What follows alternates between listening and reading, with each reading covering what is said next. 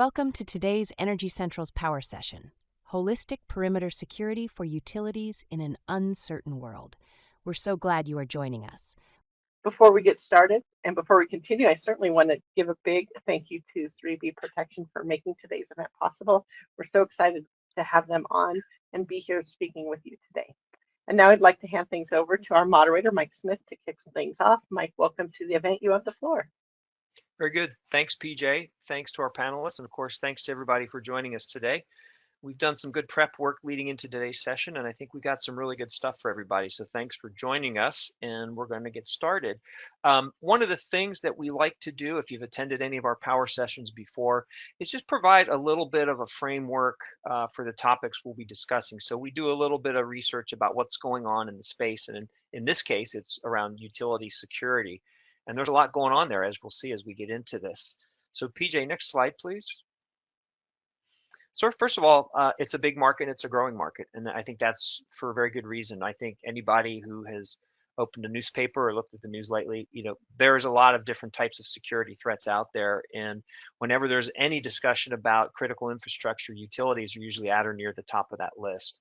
So it's something that's not just fun to talk about or interesting to talk about, it's actually really important for our industry in today's climate. And looking more specifically at the utility security market, you can see that's also pretty big as well. And there's a reason for that. We're going to talk about some of the different components that go into that market size, why it's growing, and how a lot of this has historically been not as integrated as it is today and as it's moving towards as we go forward.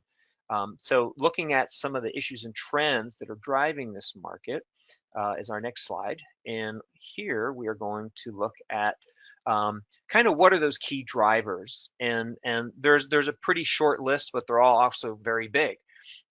Just to throw an example or two out to kind of set us up for today's discussion. One is around the regulatory climate.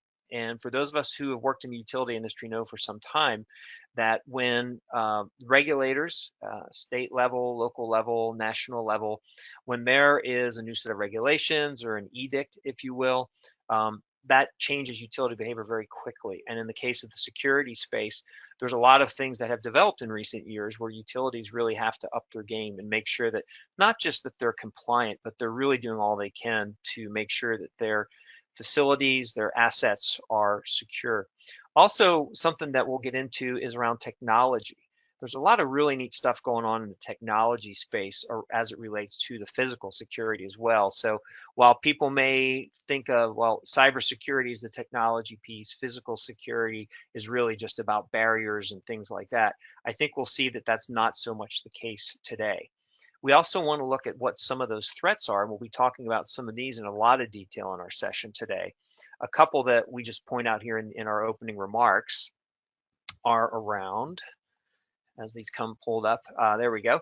One is utilities are kind of unique with maybe just a very short list of other industries that have similarly dispersed and remote locations where all their assets are located, particularly those critical assets. When you think about a large utility with hundreds and hundreds of substations, or even some of the smaller ones that have dozens of substations, there's a lot of challenges in making sure those are secure, particularly when they're in a lot of different environments. For example, I'm here in Northern California where PG&E is the large investor-owned utility where they have substations at 6, 8, 10,000 feet in the high Sierra. They have substations in the Central Valley here where it gets up to 110 in the summer. And they have substations along the coast where it's salty and cool most of the time. And all those have different challenges as well, not to mention urban versus rural and suburban settings as well. Also, I think it's interesting what's going on with drones. They've been in the news a lot lately. And even in the utility space, we hear a lot about things like asset inspection, vegetation management, those sorts of things. But I think there's some things that we're going to learn about today where drones are part of kind of a comprehensive, or as we said at the opening, a holistic physical security solution. So we'll be looking at that as well. One last thought on the next slide before we get into this is kind of a graphic example of why this is important. We're going to come back to this with one of our panelists to tell us a little bit more what's going on here, but this is a demo that 3B Protection ran recently at one of their facilities, and it really drives home the need for different types of security and what works and what doesn't work. So I wanted to include this in the opening remarks. I thought it was a really graphic reminder of why this is important, and we are going to talk a little bit more about that in just a minute. So with that, we are going to get into our discussion with our panel, and what a panel it is. We're going to go through, and I'll introduce each panelist and provide each of them with an opening question. We're going to go through that, and then we're going to have more of a dynamic discussion.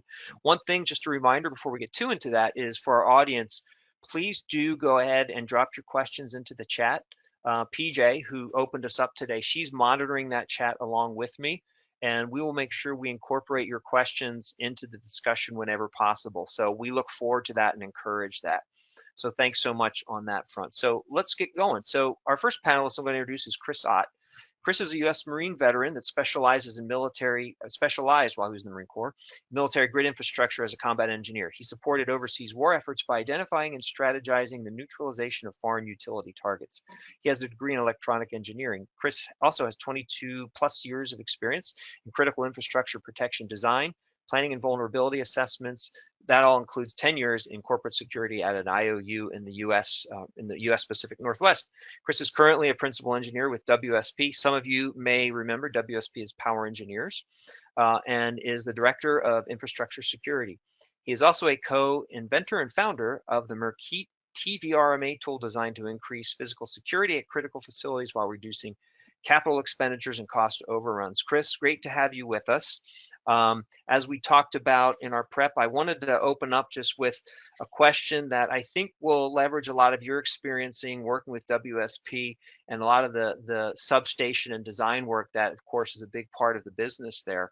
So, if a utility is saying, we're expanding our service territory, we have a lot of growth, we're doing upgrades, we're going to build these new substations. I think people are usually thinking about things like transformers and communications and RTUs and all that kind of stuff. Maybe not so much physical security, but from a design perspective, from the beginning into maybe implementation with just a little bit of detail, can you share with us how physical security is built into that design process? I'm picturing it maybe not literally, but figuratively. You're sitting at the table with the designers saying, well, this is what we have to do with this particular instance, but just give us a little insight as to what that looks like.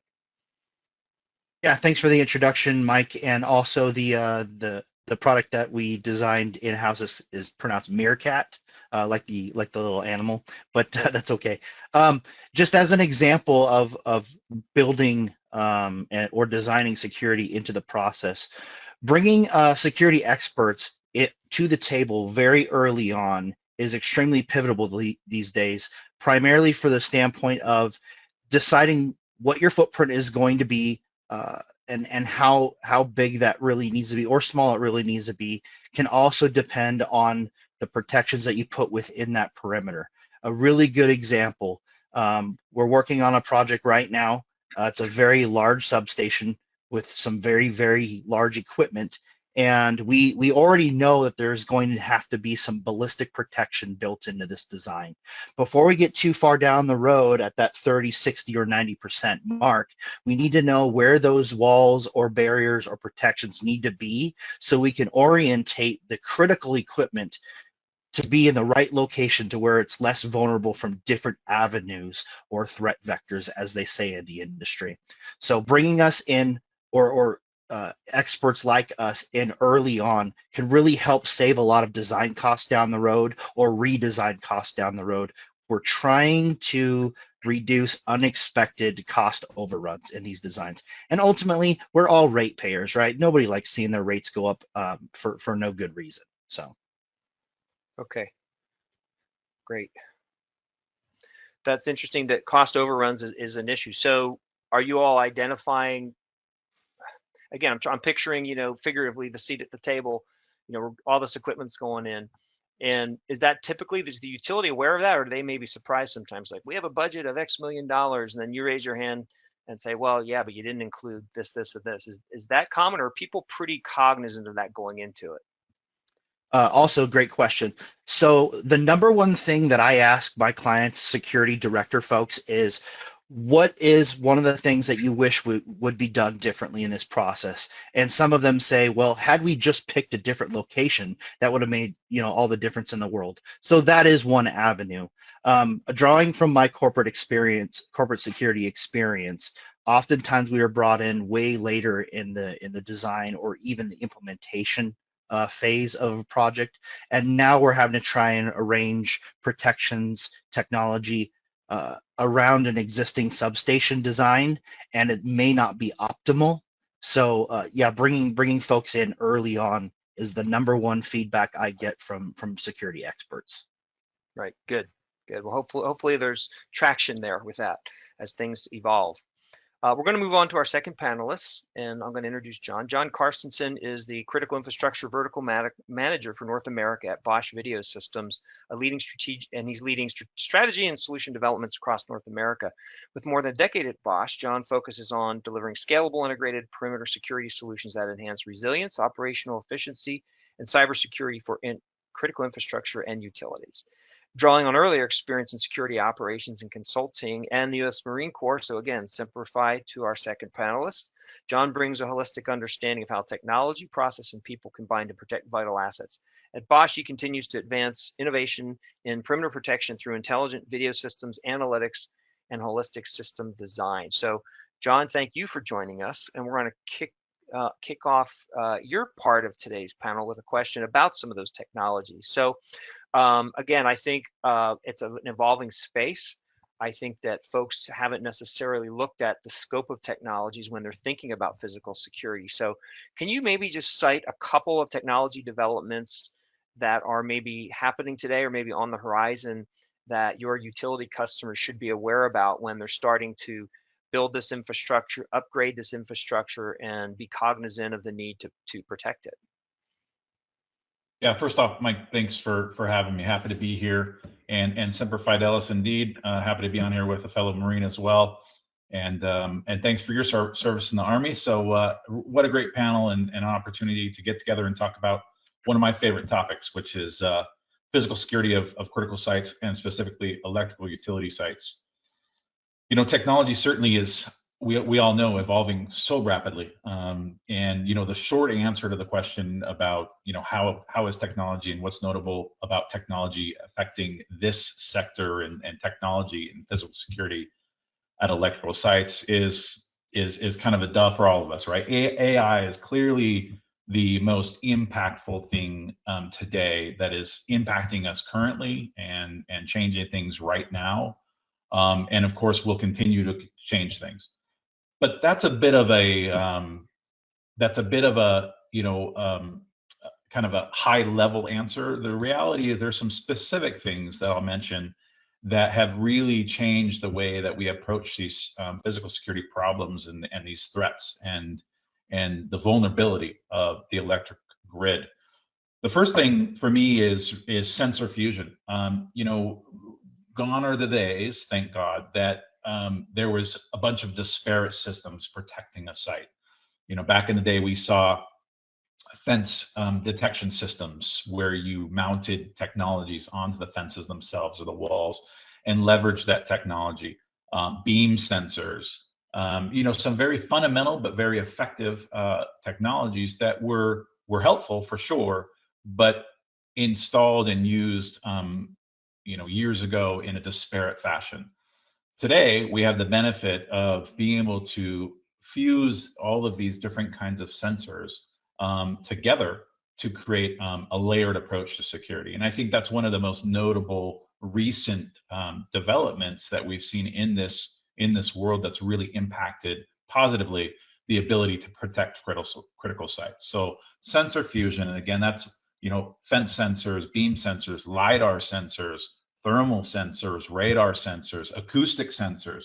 There's all sorts of sensors and technologies out there. Certainly no shortage of sensors out there.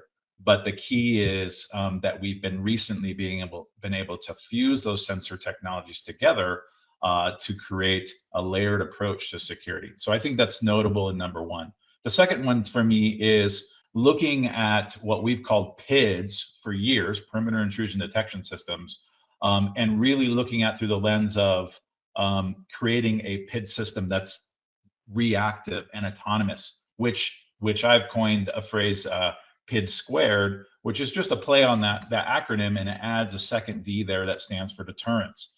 So perimeter intrusion detection deterrence systems. And the point there is that we're not stuck 10 years ago, 15 years ago. We don't have to just provide a system that tells you that someone entered your site. We can actually provide a system that detects the bad guy, the bad actor, and autonomously deters the bad actor. And so I think that's another notable technology advancement, is that we can provide detection and deterrence in automated and autonomous fashion. And we'll come back to these, I'm sure, in more discussion. The third, I think that is really notable and bleeds into the AI kind of conversation that I mentioned earlier, is the ability to put really robust edge compute out in the field, near edge compute in the field, and then even leveraging cloud compute. So these things have obviously changed tremendously over the last 5 to 10 years, and they've created an ability for us to leverage really intelligent sensors at the edge without relying on networks and corporate networks and these kind of things, while also benefiting from potentially even cloud compute. And so those two things are changing the game. So for me, it's those three items: sensor fusion, detection and deterrence, and edge compute, cloud compute. Those are definitely huge game changers for us in this business. Great. Those are great. And you see me keeping notes as you were going, and you started off with AI, and I wrote a question about that, which was about, when I hear AI, my first thought, being an old analytics guy, is data. I'm thinking substation walls, where's the data? But you explained that, so I get that. But my follow-up to that is, as you were walking through sensor fusion and some of the other applications, I'm envisioning the sensors are generating data and insights. So is there someone, typically like an operator in a control center, who is monitoring this and being able to take action based on what he or she is seeing from a control center? Is it that sort of a situation?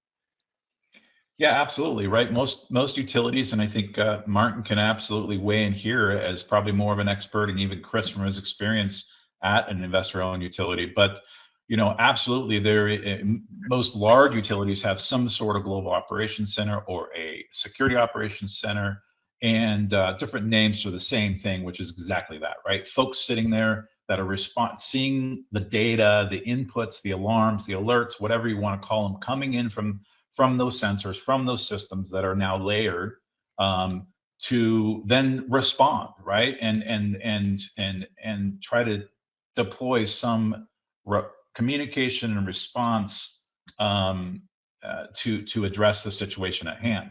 The key, I think, as again AI is laced into this conversation, is that again, with AI and with the edge compute and some of the things I'm referencing in terms of sensor fusion, our goal today with the technology we have is to reduce the noise that goes into that global operations center, that security operations center, and really feed them only the relevant alarms and alerts, right? There's sensors are great at detecting things. It's also their inherent flaw. And so by using sensor fusion, by layering in edge compute with AI models, right, you're able to take all that noise, the animals, the clouds, the puddles, all the noise that potentially can trigger these sensors to create alarms, reduce the noise, and create what I reference as high fidelity alarms. We want the system to provide the operators with high fidelity alarms. Only show them the bad actors, right? The turkeys and the deer and all that stuff, we can't get distracted by that stuff. We need to present to the operators who are responsible for hundreds of sites ultimately, and have lots of cameras and sensors in front of them with the relevant high fidelity alarms. Okay, good. That's helpful. Thank you for that. Our third panelist today is Martin Rivera. I'm going to tell you a little bit about Martin's background. Martin is a technical project manager at Texas New Mexico Energy. He has 16 years of substation experience, and he brings that to today's power session. His responsibilities at the utility include being the utility's NERC SIP subject matter expert and leading the utilities efforts in station surveillance implementation, perimeter barrier implementation, and physical access control. So Martine, boy, hearing our opening remarks from Chris and John, I was thinking, yeah, you probably live what they were describing every day, but maybe just start with kind of a little bit more of a high level question, and we'll have a lot of time to dive into some of this. You know, when I think about your utility there in the Southwest US, you've got over 500,000 customers, you have hundreds of substations. Just tell us a little bit about the scope of the physical security efforts there. You know, I'm sure there's standards that have evolved over time. I'm sure that when you have hundreds and hundreds of assets deployed in the field, some are more secure than others, I would guess, just because of the way your security evolves. But just tell us a little bit about kind of the landscape for physical security there in New Mexico and Texas.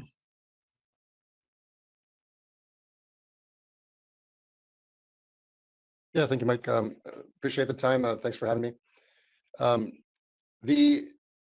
Essentially the scope or landscape of our physical security for the stations within TXNM Energy is I'm sure the same as many others, based on just legacy stations compared to new stations, given different regulatory requirements that have evolved, and just over the past, just in general, crime risk assessments where you have bad experiences or bad things that have happened in the past that you want to do something about to prevent in the future.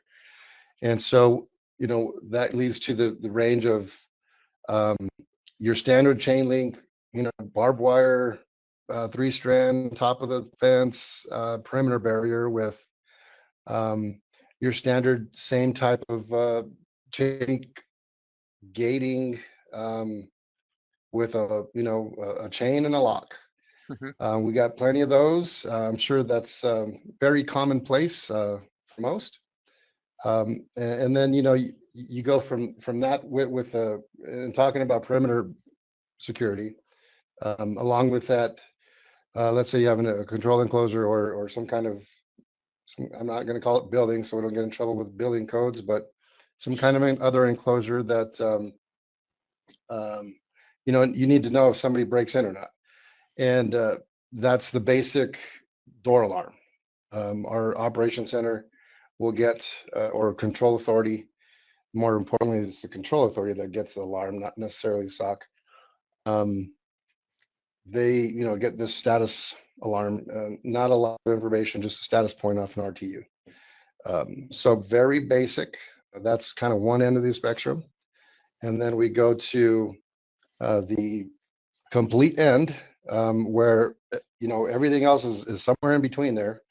We have, when we compare the chain link perimeter to what we've kind of evolved to, is a complete Cadillac. I mean, you're talking UL level 9 ballistic rated solid precast concrete wall with the same type of matching system of gate to where the gate itself is UL level 9 rated, with automatic access control on the entire perimeter, all gating, no matter how many gates you have, a perimeter, if there's a man door, or we call it a pedestrian door, and vehicle gate, that's all under access control. And that's so the perimeter barrier, if you will. And then along the perimeter, we have full, up to, I'm not saying everywhere, but somewhere is a little less, as far as completeness or the full boat of package of items that are being implemented or employed into the surveillance system. But this is, again, the other end of the spectrum where we go from worst to best. And so we, on the perimeter for surveillance, we have optical imagery, thermal, radar.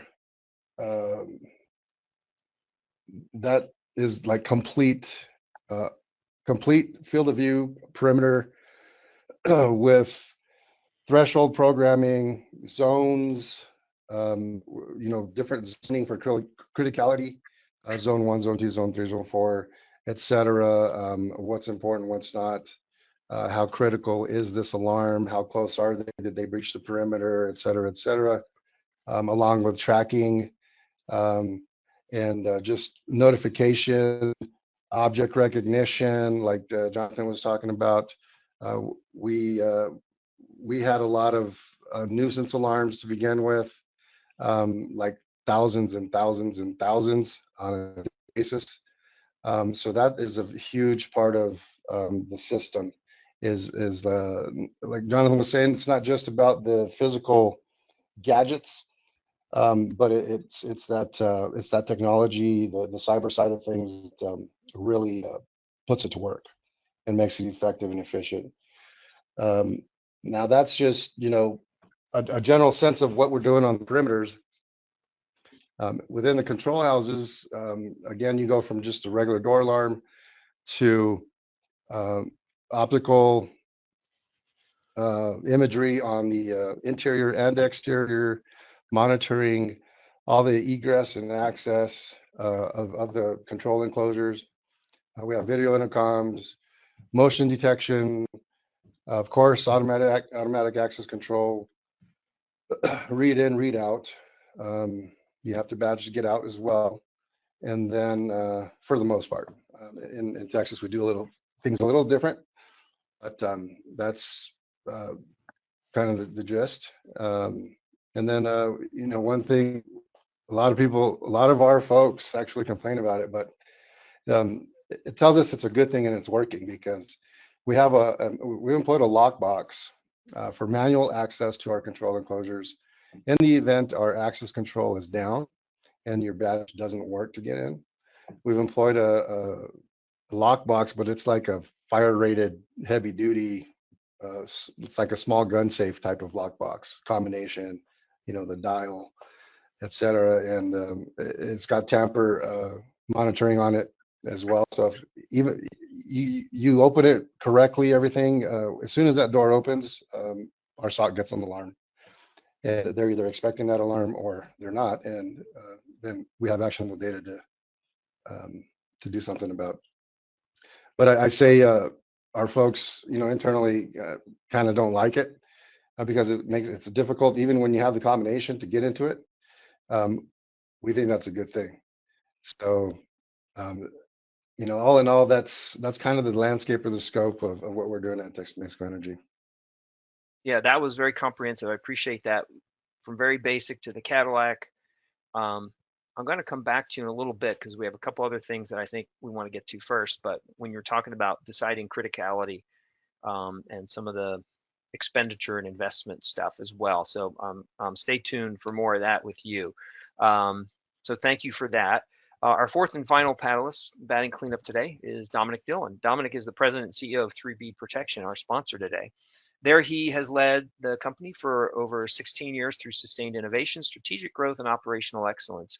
Under his leadership, 3B Protection has become a recognized leader in advanced security technologies, delivering cutting-edge solutions in ballistic, blast, and forced entry protection. Throughout his tenure, Dominic has been instrumental in expanding 3D Protection's market presence, exploring new applications and territories, and continuously pushing the boundaries of what's possible in protective technology. His leadership philosophy centers on continuous improvement and innovation and fostering a culture where diverse ideas drive excellence and progress. Dominic, thank you for joining us today. We're looking forward to you sharing some of your experiences. And what we want to do is, PJ, if we could go back one slide to that really kind of exciting photo of something blowing up. And Dominic, I know this was a demo, or I should say, I believe this was a demo that you did with some of your partners and customers.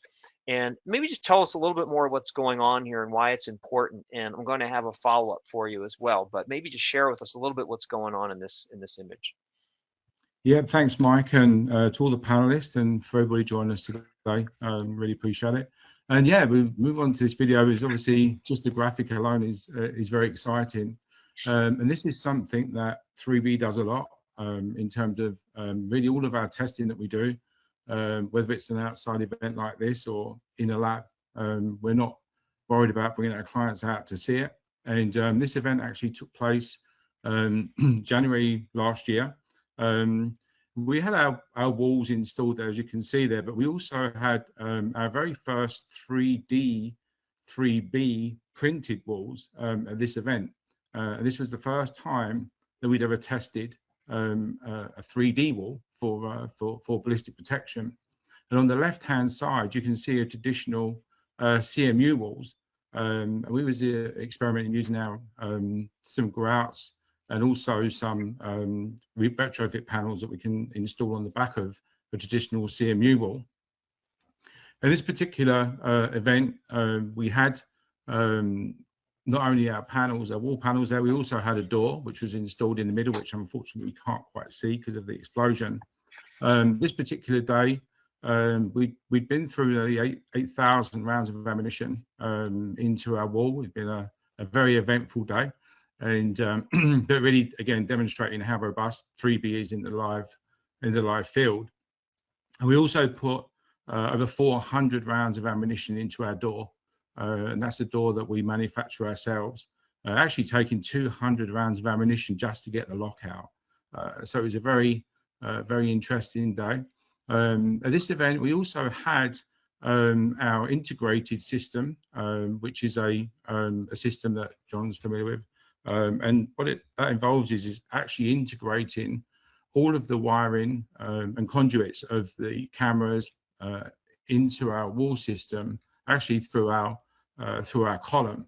And the reason we came up with that idea was really we saw an uptick in camera poles actually being cut down on some utility sites, and we kind of got tasked with coming up with a solution to avoid that. And this was really the solution.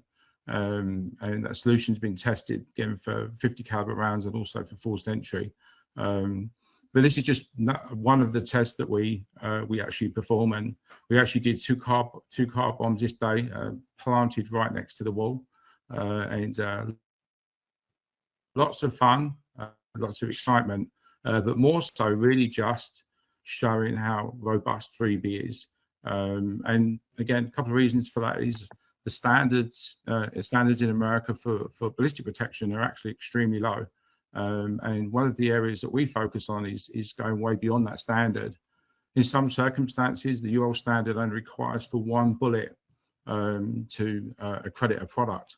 And that's something that we found wasn't going to work for us. And so we decided to push the boundaries and really come up with a product that was going to be able to withstand a serious attack and to delay anyone trying to get into do damage to your asset. Time to get the security team out there, or hopefully the sheriff's department. So, yeah.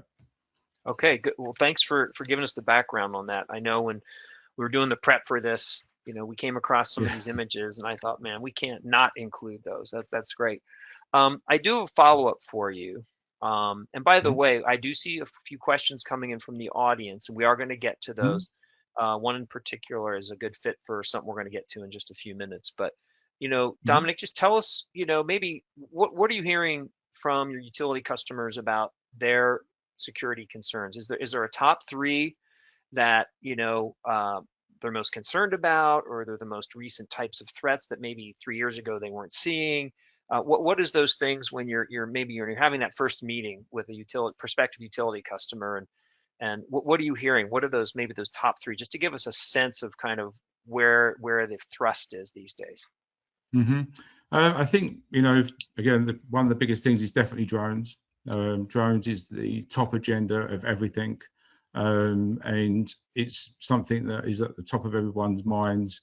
What happens if some drone comes in and, drops some obviously explosives into the station?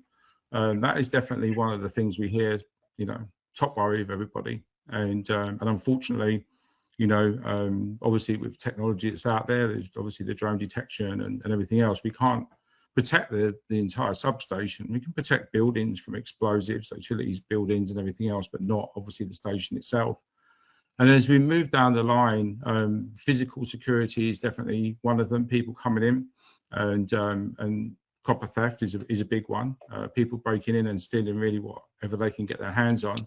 And then we come down to the ballistic threat, which is definitely something that's more apparent at the moment, and it's definitely becoming more of a topic from when I first started in this industry in the USA, going back some 6-7 years.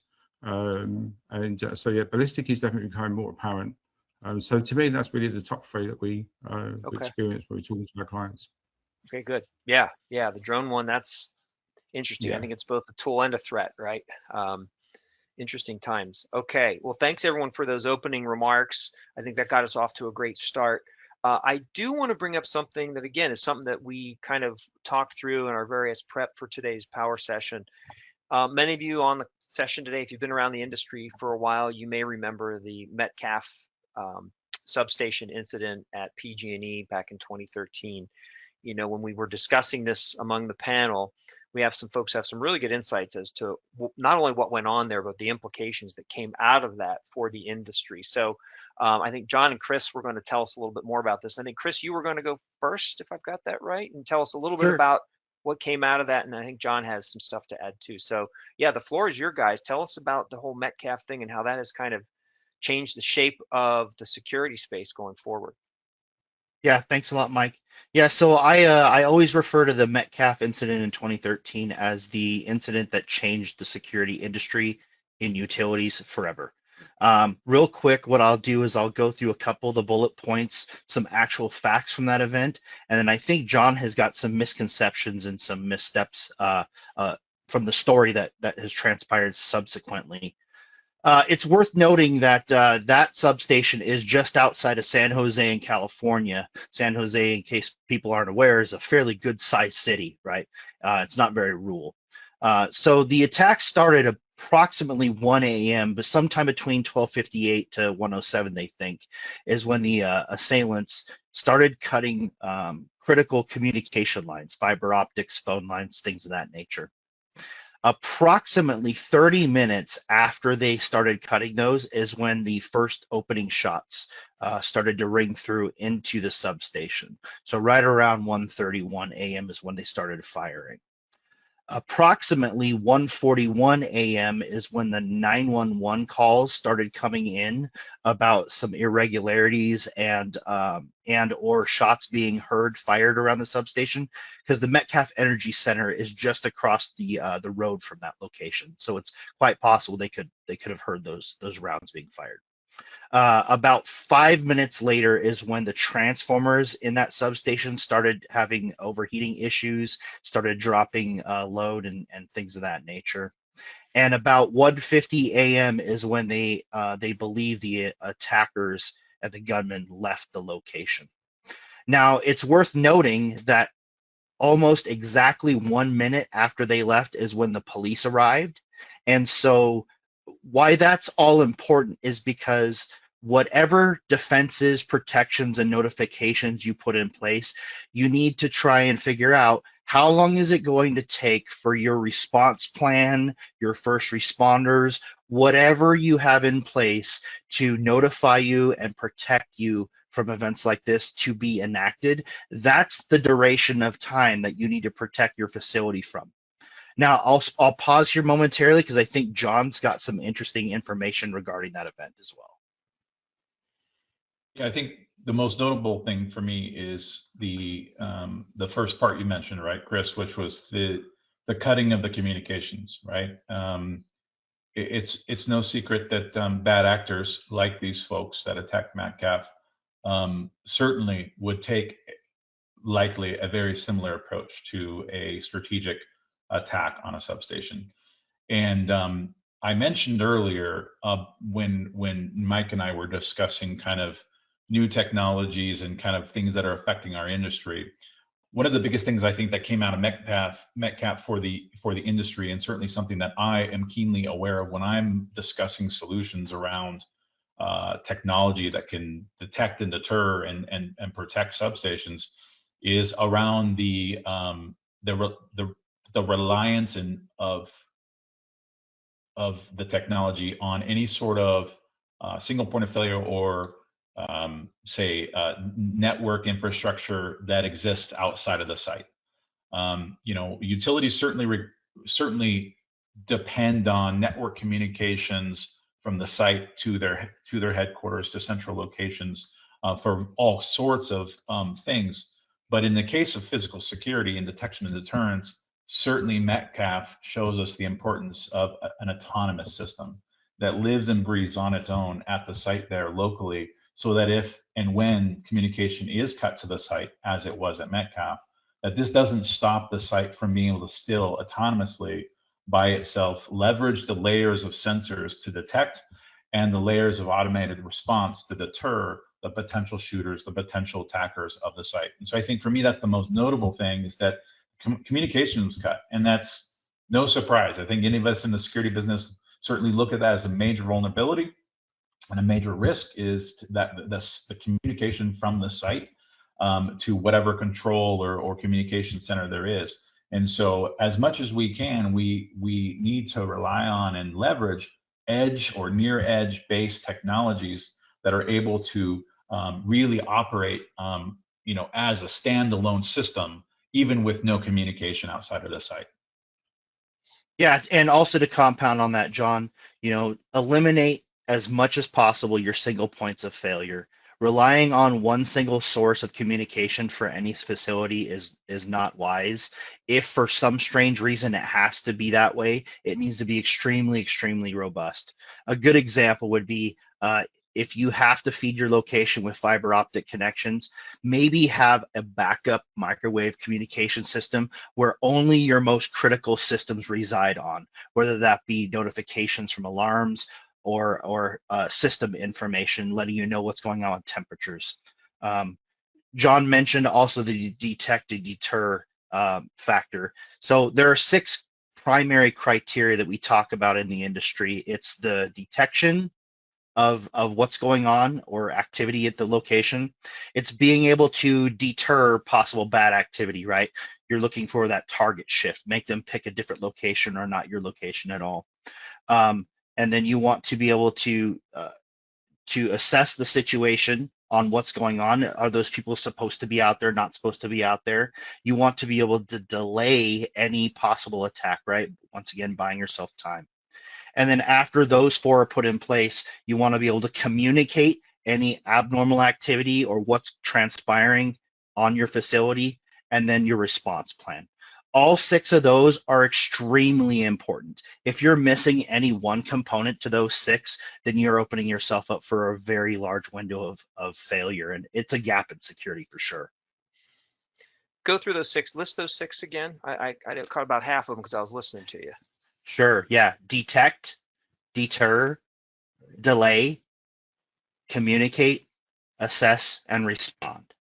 And you can mix those around in whatever order you want. Okay. Some people might put a higher priority on some than others, but ultimately your response plan is what's being put into effect after an event, whatever that event is, happens. So. Okay, great. Well, that was great, and it begs some other questions. And we're going to go into that right now. Martina, I want to start with you. So I know when I read your bio, you've been there for 16 years, which means in 2013 you were probably up to your eyeballs in the stuff you were doing there in New Mexico and Texas. And when the Metcalf story broke, can you share with us a 2-part question? The first one is, can you share maybe, did that have some impacts on, the executives saying, holy cow, we can't let this happen to us. Let's get Martine to fix this, what did that look like, and how did those implications kind of roll out to where you were? Yeah, so back then, I was not specifically on the security side of things. I was more on the construction and maintenance operations side of things for stations. So it was a little bit of a different impact, or eye opener, if you will,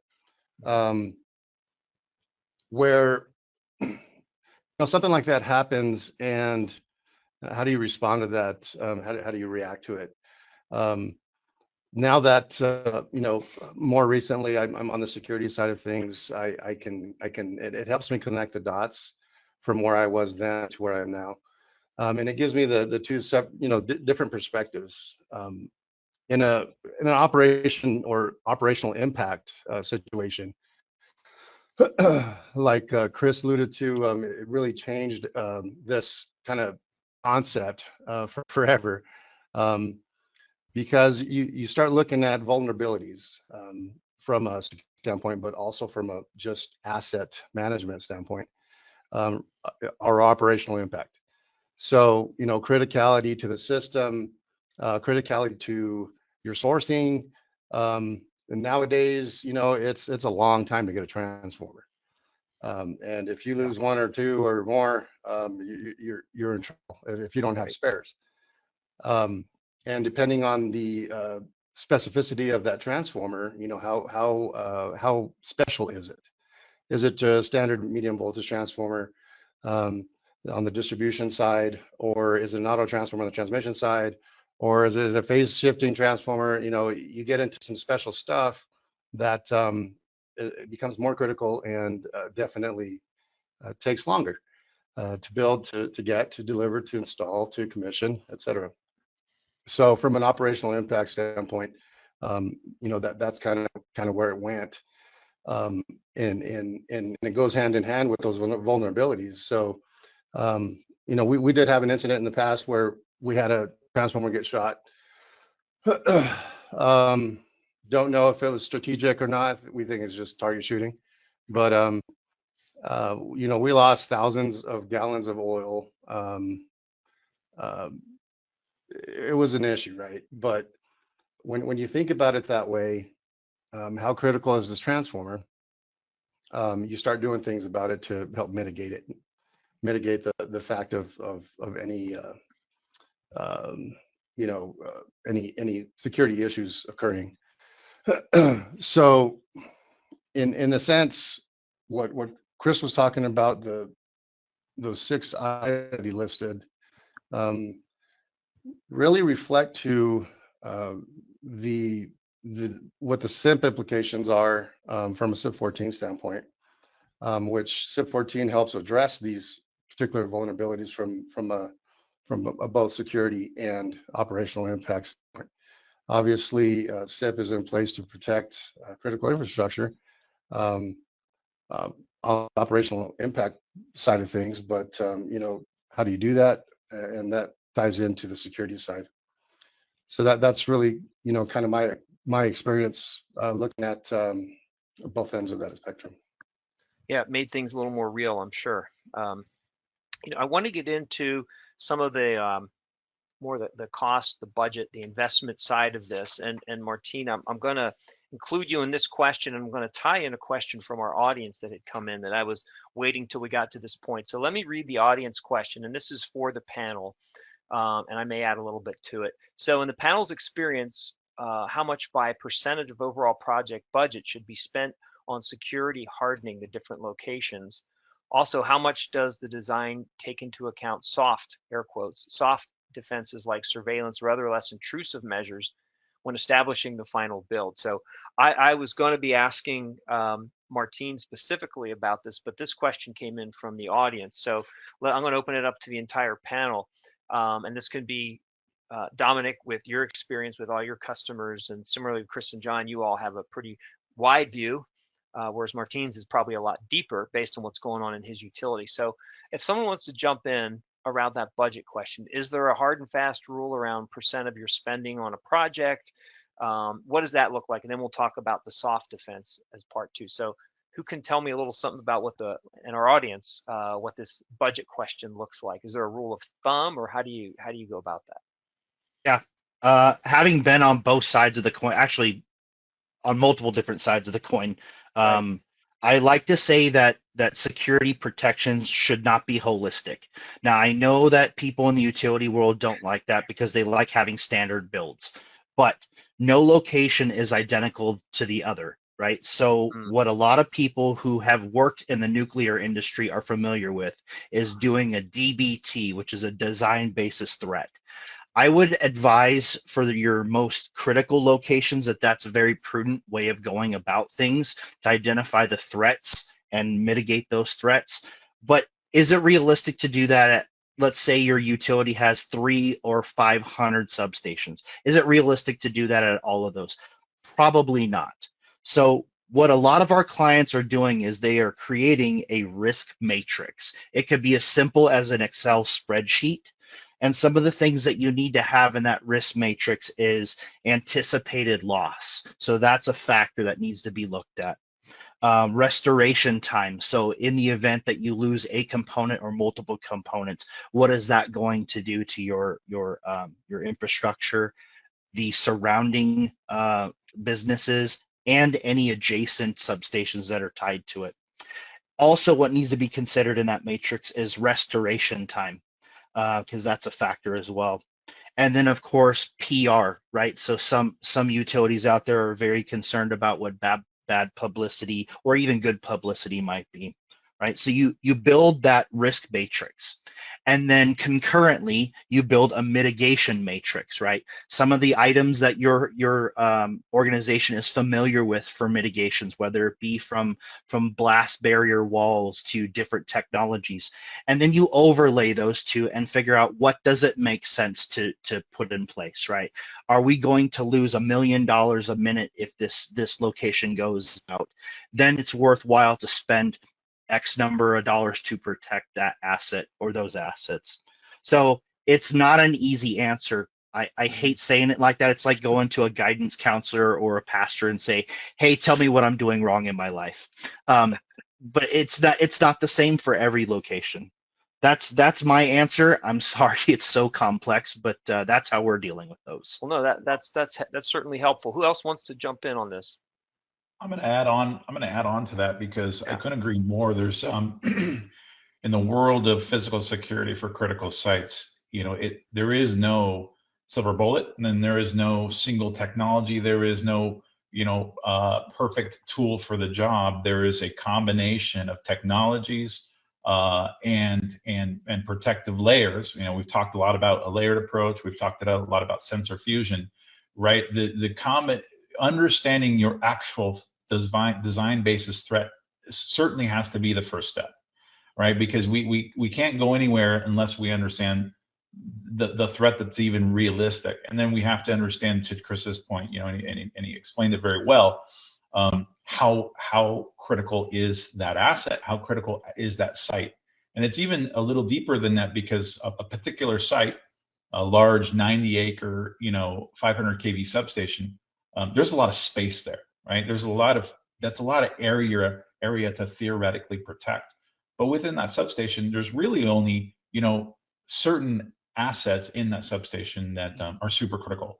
And of course, that's that design basis threat, process, is to understand what are the critical assets. If those critical assets go down, what's the impact? What is the cascading effect? How many people are without power? What sort of customers are we providing power to from a distribution or transmission standpoint? And all of those things culminate in a result of a score that says this site should receive this sort of protection. And in the environment of the middle of a desert where it's flat everywhere, maybe that's thermal cameras and radar.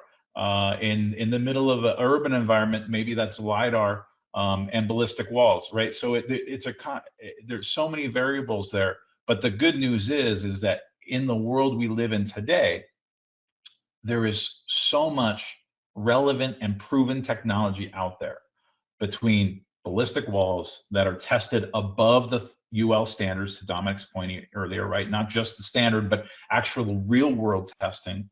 And there's so much technology that can go on those walls and around those walls to supplement the protection physically, that have also been tested in real world environments and proven at scale, that the good news for utilities is there's a solution out there for you.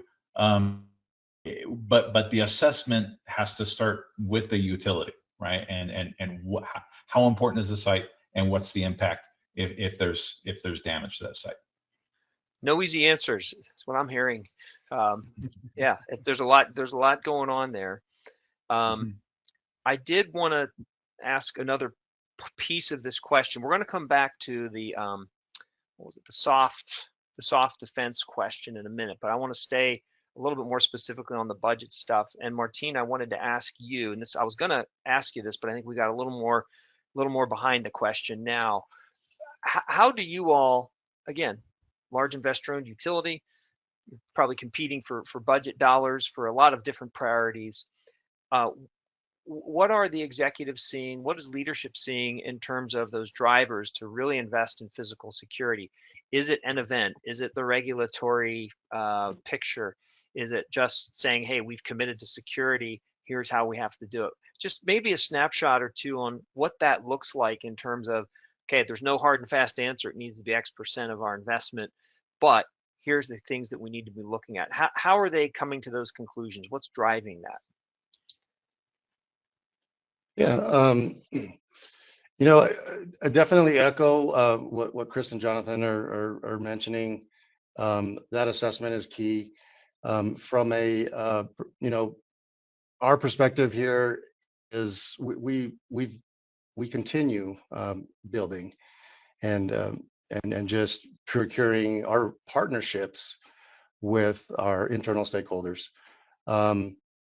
So like corporate security, our partnership is with operations, and it's definitely not a hard and fast rule.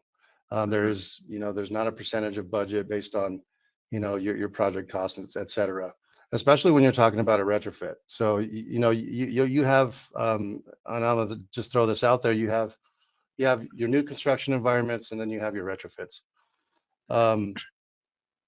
That's different. It just is. And so based on your assessments, what's going to really drive what you implement? What controls or security measures are you going to implement? It's very dynamic. You can standardize to a certain point, but what we've encountered and we're working on refining is that notion of tiering. Station security, and it falls into this category. In what tier? This particular station, is these attributes. The attributes associated to a particular station is very dynamic. Like it was mentioned, no two are the same, even though they have the same equipment. There's a lot of demographic dynamics to it, geographic dynamics. You could have a station that's, somewhere where it has hills around it, or somewhere that it's just as flat as you can see. So those really play a part in how you, how you protect that site. To I guess be more clear on answering your question towards what's driving is really, it boils down to that assessment. And I guess that's kind of the simplest way to put it. We've worked really hard on getting in the game earlier, if you will, from a budget standpoint, from a project planning standpoint, from just an EPC scope of work standpoint of what it is we're trying to implement on this particular build. We do have, again, I'll go back to the tiering aspect, which we're working to refine, and it's going to be a living document forever. But you can't, specify or standardize the controls, the specific equipment. This camera, that camera, this typical radar or LIDAR or et cetera. The actual items, the physical items, it's difficult to standardize to, because it's just ever evolving. Technology comes along, something becomes obsolete months later, et cetera. But the framework is something that you can standardize to. And I think one of the keys is identifying your framework as being a minimum. For this particular type of situation, you establish a certain minimum of controls, security controls. And then you just go from there, depending on the dynamics of that site. So that's kind of in a sense the nutshell of what we're looking at. Yeah, setting priorities in a limited budget. I'm sure that's not easy. Let me give an example. And this is gonna kind of be a softball to Dominic. his organization and my organization recently worked. We work on numerous projects together, but this one in particular, really good client, has specified using 3B protections at all their locations, and their standard in this case, I'm going to use an arbitrary number because I don't want to give any particulars away, was a 10-foot tall wall. And everybody who went out and visited this proposed location knew that not that far away there was a knoll, a little hill that was about 50 feet tall, that if you were to stand up there, it wouldn't be hard to lob something over the wall or over the fence, even at that 10-foot tall. And so our teams all collectively got together and we used that Meerkat tool that I mentioned. I don't want to make this a sales pitch, but it's an example of how do we create a very unique design to protect from that one specific avenue, that lane of fire, that threat vector, that's not going to cost millions and millions and millions of dollars to protect, even though I know Dominic would love to get a purchase order for something like that. But the man is reasonable, he's trying to offer solutions out there that make sense for everybody involved. And so we came up with a very unique design, and they're rolling forward with that. And we had even talked in some of the meetings about, well, shoot, had you just purchased a section of that property and dynamited that hill out, that would have completely mitigated that whole scenario. Land use cases aside, that wasn't possible. But, I just wanted to, give a nod to Dominic and his team on how great they were to work with in that case. So. Oh, thanks, Chris. There we go. I just want to echo what obviously Chris and John and Martine has said. From the 3B standpoint, we've listened to the utilities. We've listened to the threats they feel that they're under, and the mitigation part and the assessment part has to come first. And there's sometimes it's going to go one way, which is going to be good, and sometimes it's going to go the other way. But what it does is it literally makes sure that the utility is not purchasing something that they don't need, because there's been many times where I've seen that, where people purchasing a really high wall, they don't necessarily need that. So all the line of sight studies and all of that stuff is very, very important. But internally inside 3B, I've developed solutions to fit those requirements. So at one point we used to just supply a standard firewall, 4-hour firewall. Now we supply firewalls that are 6-hour rated, but also have a combination of ballistic protection included, but also blast protection. So what we end up with now, a multi-use wall, so you don't have to purchase multiple items to get that protection. We now integrate the security. So now we integrate the conduit and the brackets on top. So there's a saving there to the client, because now they don't have to put up expensive poles to put their security on. So we're working all the time to eliminate as many costs as possible for the client, and the integration of the solutions, not only 3B but the camera solutions and the mitigation is so important. But having a product that can resolve multiple threats in one installation is definitely something that we've been working on. The other thing we've been working on as well is using them as removable walls. A lot of utilities right now are using walls to protect, like Martine was saying, if you've got spare assets, you've got spare transformers to protect, and they might be in a location that doesn't necessarily need protection for the next 2 or 3 years. So we have walls we can put in that you can actually remove afterwards. So you can put them up, and once their assets have moved and you don't need that protection anymore, you can actually take those walls away and you can use them somewhere else. So we continually look at how do we offer value, and how do we offer protection in an affordable way where people can utilize it in their strategy of protecting their assets. I'm learning very quickly that setting priorities is a key step in all of this, including Martine's reference to the tiering that they do and helping them make decisions. So I do want to spend just a minute on this other question from the audience, but then I had a couple others I wanted to make sure we get to. So I'll read the question again, and maybe just a couple of thoughts on this. How much does design take into account soft, air quotes, soft defenses like surveillance or other intrusive measures when establishing the final build? This is another one of those questions where there's probably not a single answer, situation dictates kind of a thing, but maybe if someone, I don't know if that's a John or a Chris question in terms of what you're seeing and hearing when you're working with your different utility customers about how much does design take into account the soft defenses? Yeah, look, I'll take a stab at it. It's interesting, right? Because we're talking repeatedly here about not only the design basis threat being different for every site, and the asset itself or the site itself being tiered differently or rated differently in terms of its criticality. And that's where the soft, right, or technology-based security measures can be different than or be more important or less important than the hard physical security implementation of ballistic walls, for example.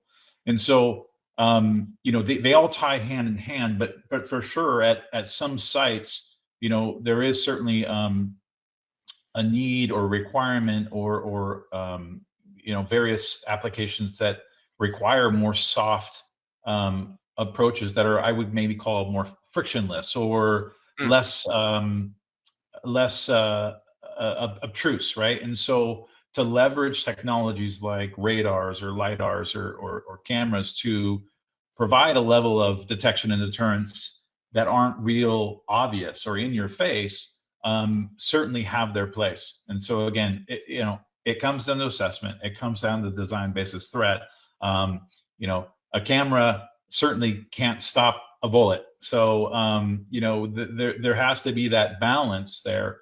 But a camera certainly can give some pre-warning and forewarning to folks that are maybe casing a facility, doing counter surveillance. So there's obviously tons of benefit to technology.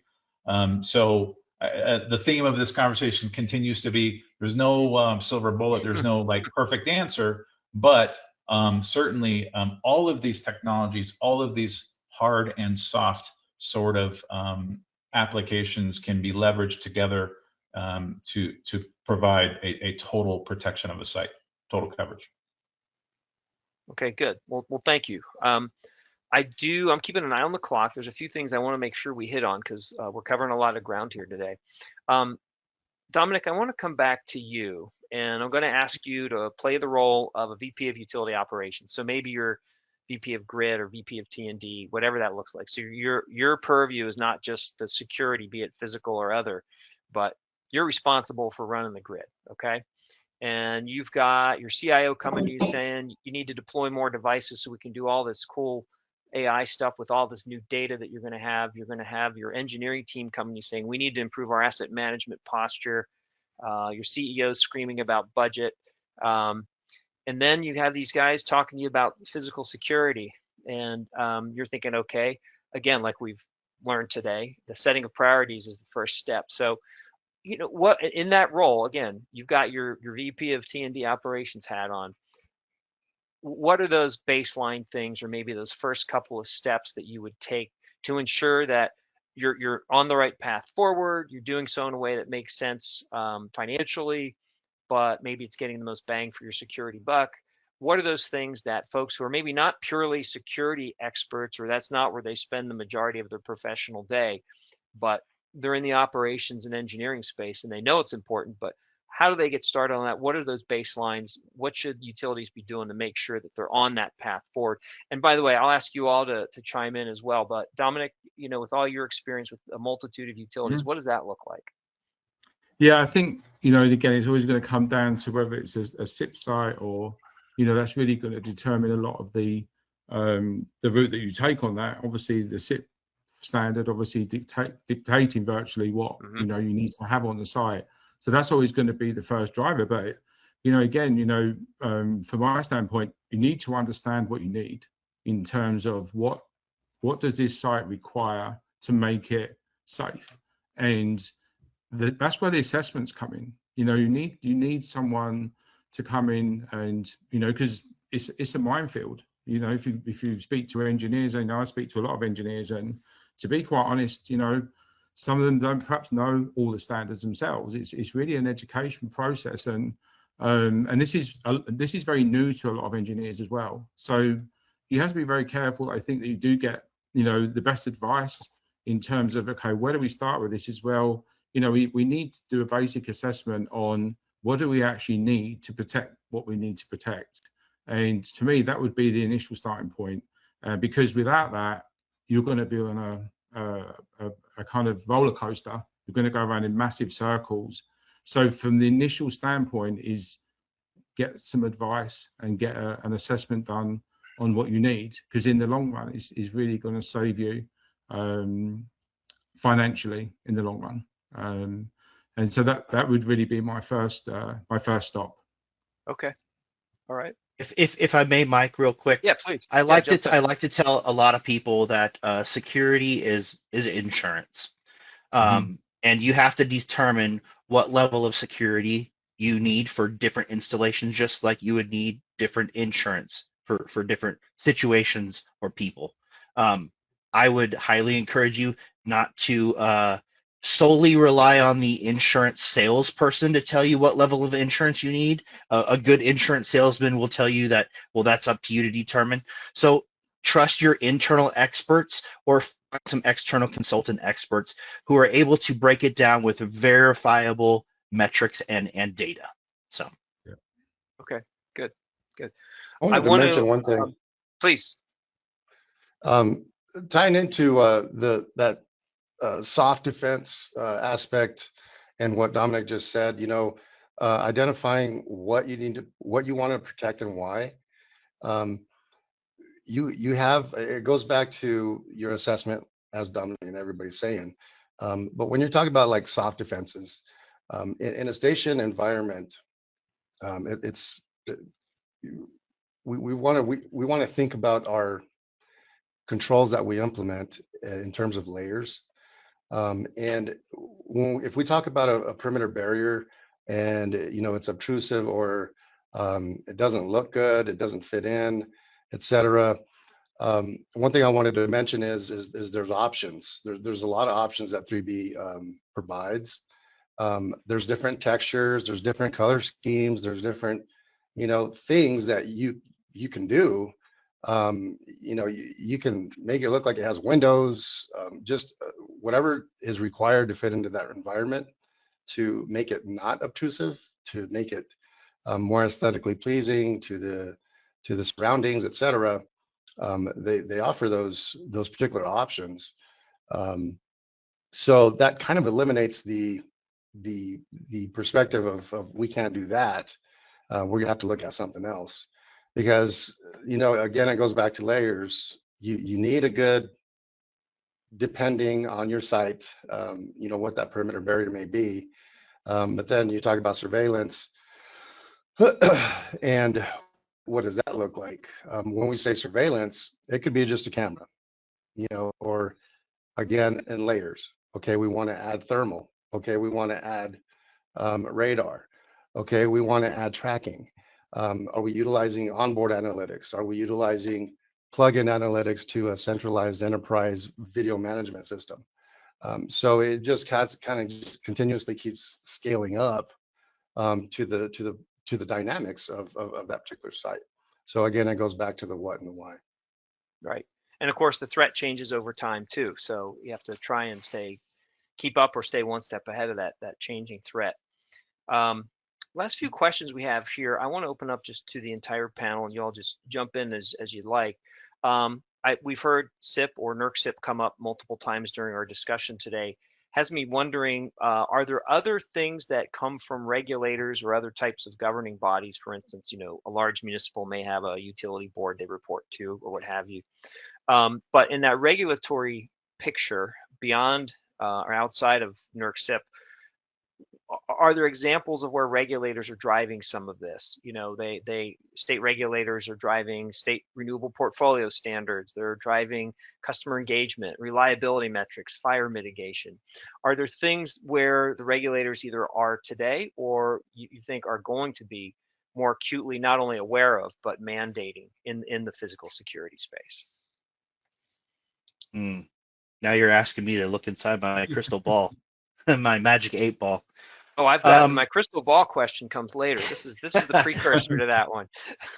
I don't have an easy answer for that, other than the federal and state regulators are trying to give utilities a starting point.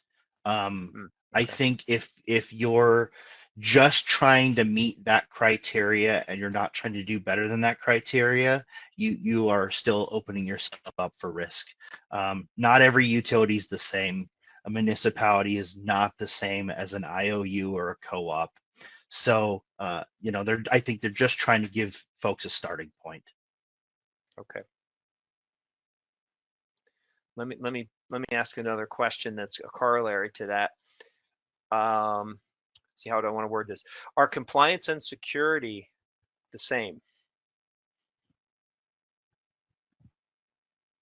I would personally say no, but I would probably I would defer to maybe the entire panel. But I mean, compliance is just that, compliance, right? It's what's required, and in the case of SIP, even that's arguably a self-interpreted gray area. But at the same time, we all know, right? We live in this world every day. There's plenty of security applications and security risk that aren't technically covered by SIP 14, for example, right? The regulations. So, which is normal by design. Obviously, each utility is very different and has different risks. And we're not even talking about what I would call the safety and operational operational side of security, which is all of this, everything we're talking about today has implications and benefits. And you talk about funding and budgets, on the safety side and on the operational side. This is, we talked about sensors and we talked about ballistic walls. All of this can contain and protect from injury, from collateral damage, from a transformer blowing up and injuring folks that are on site, right? So and leveraging LIDAR sensors to have accountability of who's on site and roll call. And there's a lot of applications even outside of security that this technology can be used for, and certainly don't fall under the regulation, the walls of the regulation. Right. Right. Okay. Yeah. Right, Martin, is that touching your world at all in terms of the role of the regulator and what you're doing either day to day or maybe more strategically? Yeah, no, absolutely. I agree with Jonathan, and I'm going to give a specific example, and I promise this isn't a 3B protection commercial, but compliance and security. Compliance from a regulatory perspective, there's SIP, and so it's looking at critical infrastructure protection, where it's related to the bulk electric system, where any impact is an impact that can affect the system, your electrical system, within 15 minutes. That's somewhere along the definition. So the compliance piece of it categorizes it a site within a impact rating, low, medium, high. And so if you look at compliance and say, hey, this is what I have to do at this site, and it particularly is a low impact station, then all I have to do is X, right? And that's in respect to the critical infrastructure, the system. Okay, well, what about your operations? What about your operational impact? That doesn't help you if you don't protect this $10 million transformer. And it's the only one you currently have, and it's going to take you 2 or 3 years to get a new one. You don't have a spare. And then on top of that, if this transformer somehow launches, everything around it is gone too. And so this is, and the specific example I have is we have a site that is a low, and we didn't need to do much, but we had line of sight issues. We have a particular transformer that we don't have many of. It's a transmission transformer, and we ended up putting the firewall that Dominic was mentioning. One, removable and reusable. Two, it went up in like 3 days. Spectacular. All right. And the thing about it is, it's not just a firewall. We have an enclosure next to this transformer, so we're concerned to mitigate collateral damage. So it's a firewall, it's ballistic rated, and it's a high fragmentation / blast protection, helping with that collateral damage if it was to fail. So that's a specific example from my perspective on where there's not a clean line connecting the dots with compliance and security. Okay. Well, good. Well, I do want to ask, Chris, this is actually my crystal ball question. It's actually what I call it. Okay. So we've talked a lot about what's going on today, how it's evolved in the recent years in terms of new threats, new technologies, but maybe looking a little bit ahead, even more so, is what are the developments you see on the horizon that utilities should be looking at if it's going to conferences, if it's talking to consultants, if it's meeting with different solution providers, et cetera. Where should they should be aware of so they can improve their physical security over the coming years? And again, there's a spectrum here, right? We've heard about the spectrum with Martine, from having a chain link fence with barbed wire to the more Cadillac that has all the technology. But even there's even beyond that, I would guess there are some things that we're on the cusp of, particularly when you start looking at the growth in sensors, the accompanying growth in data, drone technology, some of the new perimeter technologies themselves that Dominic has brought into the discussion as well. So I'm going to open that up to the panel. And if you have some thoughts on, maybe again, in the example we did with Dominic a little bit ago of, you're that utility decision maker. What are some things you want to keep an eye on that'll help you stay ahead of the threats that are out there?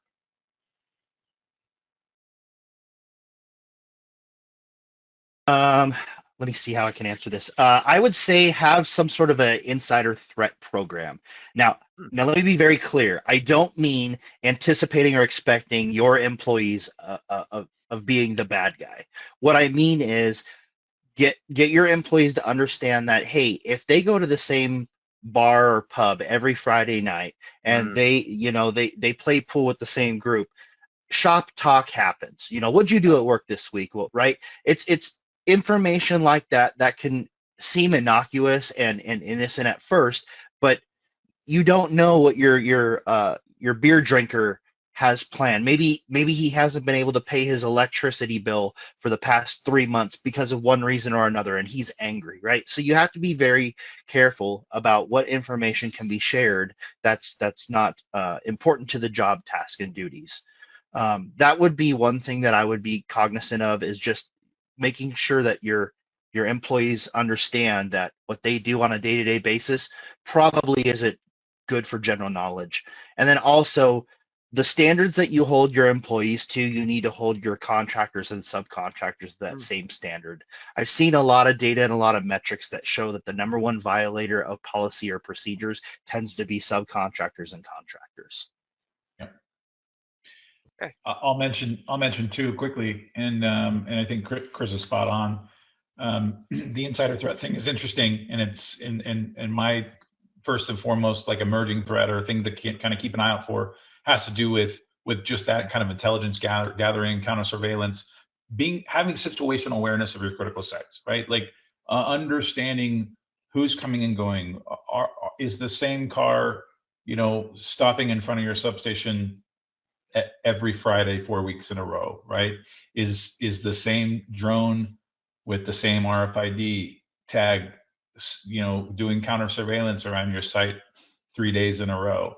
And so that goes to what question 3 that we didn't get time to address is, but we can kind of address it here, which is, to me, it's an organized and coordinated attack across multiple sites. This is it's scary, it's real, and it's certainly something that if I was a utility and I own T&D, for example, I'd be hyper aware of and be deploying mitigation efforts around. And the second one is very obvious. We've talked about it a couple of times. I think it's very clear. Drones, certainly are very useful, and they're a very valuable tool for utilities. But certainly they are a very sort of anonymous and hard to understand threat. Yeah. I want to say, invest in your people and your partnerships within your environments. Set yourself for success. Given we talked about budget, security is a very small piece of that entire ball of wax. And if we can, be in a position where we have the folks that can help squeeze out that value, value versus cost, there's a big difference. So, I'm pretty proud to showcase our team, our corporate security team. It's really come a long way with those particular organizational developments within our group and the partnerships that we've established. It's really helped us really move it along. That's great. And Dominic, again, you're going to be batting cleanup on this one. What are some of those things on the horizon that you think our audience today should be cognizant of and keeping an eye on? Yeah, I think the standards is definitely one of them, and me personally, I'd like to see more clearer standards out to engineers and to the utilities themselves about potentially what to do. I feel that most utilities are taking their own stance on a lot of things. They're kind of finding the solution that works for them, and they're adhering to the SIP standards. But on the other sites, they're also administering solutions to those sites as well. But I think really is just that, again, we've all clarified this today, is really just think about what to do, the steps. Think carefully about if you've got a certain budget, just like allocate that to things that could potentially save you money in the future. But really just keep an eye on the market, new technologies that's coming out, and obviously from John's standpoint is so advanced. Everything's advancing very quickly. There's so much technology out there that can that can help. Obviously, from a 3B standpoint, our job is really to work in together with companies like John's, where we deter as long as we can. Once something happens, our job is to keep that assailant out, and that combination of 3B and camera technology can help do that, along with things like good surveillance. So really, to me, that's it. There's not really many parts to this. It's really good assessments. Really, talking to the people out there that have the knowledge in the technologies that are there, and if you really get them to right, then really, you should be on the right path at that point. And to me, it's just really advice. Listen to what people, explain to you. Listen to, if someone's saying to you need an assessment, follow that. It really is a whole learning curve. But I think that things have advanced so much now that that's out there and easily accessible to everybody. Okay, great. Well, we're just about ready to wrap it up. I had two quick things. One is in the chat. I think you all can see that you have access to a white paper by our panelist, Chris Ott, on terrorism as it pertains to the grid. So there's a link in there. I would encourage you all to check that out. And then also, one of the team members from 3B Protection put in the chat that there's going to be another live fire event demo, including the explosion that we saw there today. And that is happening at the same range, which is about 45 minutes to an hour outside of Las Vegas. And that's happening on Saturday, February 31st. So that's, what is that, about 3.5 weeks away. Dominic, can they go to your website to learn more about that? Oh, of course, yeah. I think there's maybe a registration link on there, but yeah, the details are on the website. Okay, Very good. Well, I'm going to say thanks to our panelists. Great discussion. Really appreciate you all sharing all your insights and experiences. That's always a good thing when we get a group of smart people like this together. I also want to thank our audience for joining us today. And with that, I'm going to hand it back over to PJ Davis from our production team. Thanks, Mike, and thanks, panel. Fantastic presentation. And of course, 3B for making today's event possible. For everyone here tuning in, please keep an eye out with a follow-up email with the link to the replay when that becomes available. And before you go, please take a minute to fill out our brief survey. Give us your feedback. We do use those in future events. On behalf of the entire Energy Central team, thank you for spending part of your day with us. We look forward to seeing you at an upcoming event. Thanks and have a wonderful day.